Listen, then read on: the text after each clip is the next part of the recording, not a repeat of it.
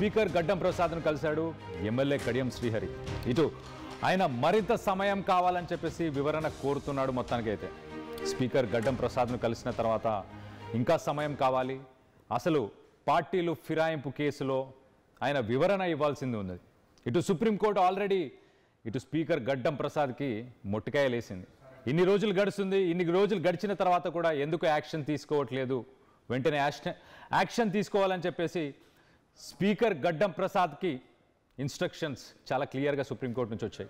ఆ వచ్చినప్పటి నుంచి ఇప్పటిదాకా ఈయన ఇటు నోటీసులను సర్వ్ చేశారు, ఇటు కడియం శ్రీహరి అలాగే దానం నాగేందర్.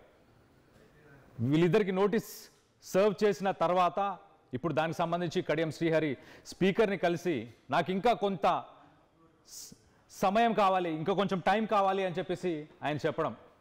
సో మొత్తం మీద కొంత ఉత్కంఠంగా మారింది.